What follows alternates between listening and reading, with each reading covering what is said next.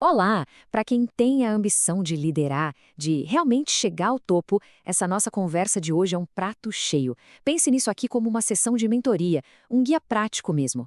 A gente vai fundo aqui nas chamadas regras não escritas do poder, e o mais incrível é ver como conselhos de séculos atrás, lá da época de Maquiavel, continuam super atuais, talvez até mais importantes hoje em dia para quem quer crescer na carreira.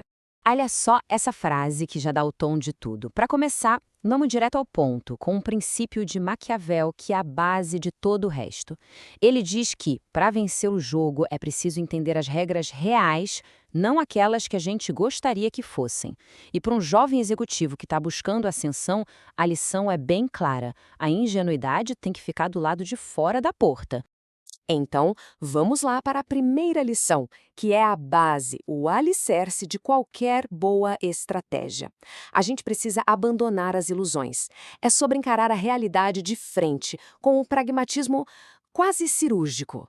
É que desde cedo a gente é meio que ensinado a agir como se estivéssemos no mundo ideal, né? Um mundo de boas intenções, de moralidade. Mas a verdade é que o jogo do poder, o mundo corporativo, funciona no mundo real. E no mundo real, o que move as pessoas é a natureza humana como ela é. O interesse próprio, sabe? E aqui um ponto-chave. Isso não é bom nem mal. É apenas um fato. Uma força da natureza que a gente precisa entender e saber como lidar.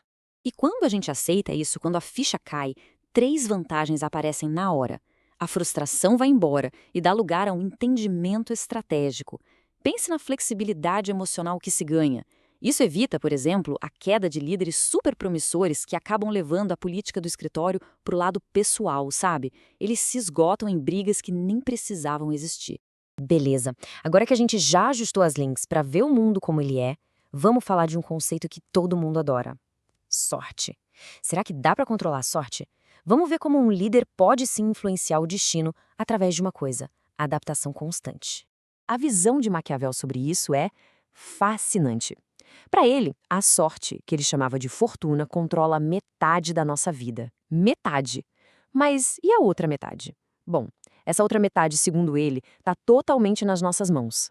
E para explicar isso, ele usa uma metáfora genial. A fortuna, a sorte, é como um rio furioso.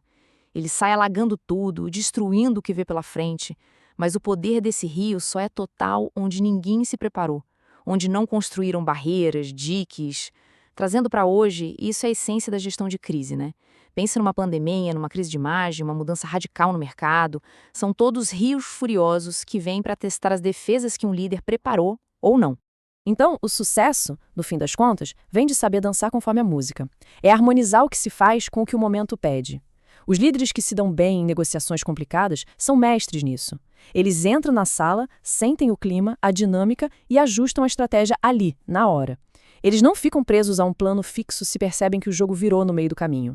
Ok, agora a gente chega na pergunta talvez mais famosa de Maquiavel, aquela que todo líder, especialmente quem está gerenciando uma equipe e quer subir na carreira, já se fez. É melhor ser amado ou temido? É claro que o ideal seria ser os dois, né? Amado e temido. Mas na prática é bem difícil juntar as duas coisas. E aí é preciso fazer uma escolha estratégica.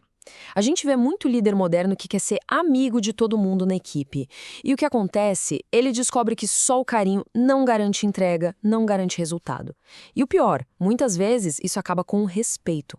E o raciocínio por trás disso é puro pragmatismo, bem direto ao ponto.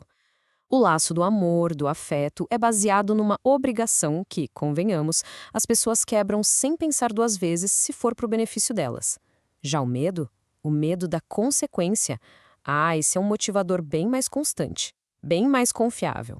Então, o ponto central aqui é que o temor, ou vamos traduzir melhor, o respeito pela autoridade e pelas consequências, é uma base muito mais sólida para a liderança. O segredo, a grande arte, é não deixar que esse temor vire ódio.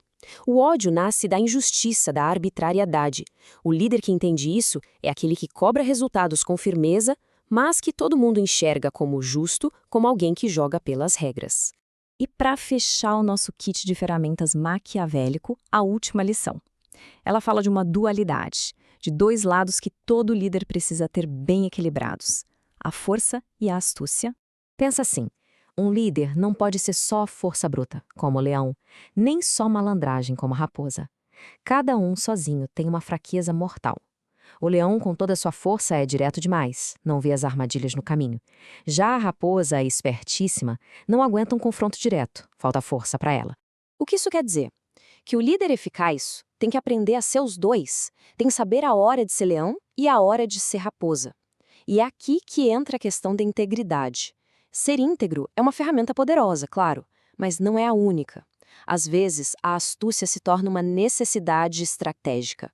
Pense em lidar com um concorrente que joga sujo, ou numa negociação de vida ou morte para salvar a empresa. Nesses momentos, só a força do leão não resolve. Certo.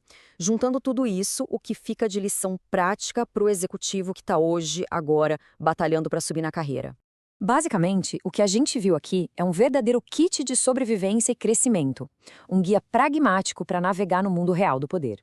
E o objetivo não é ser bom ou mal naqueles termos que a gente aprendeu na escola.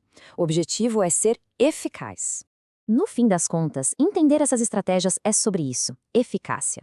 E, claro, reconhecer o peso da responsabilidade que vem junto com o poder. Essas ferramentas sempre existiram e sempre vão ser usadas. A questão não é se vão usar contra quem está no jogo, mas como usar a seu favor. Então, a pergunta que fica no ar é: agora, sabendo como o jogo realmente funciona, qual vai ser a sua próxima jogada?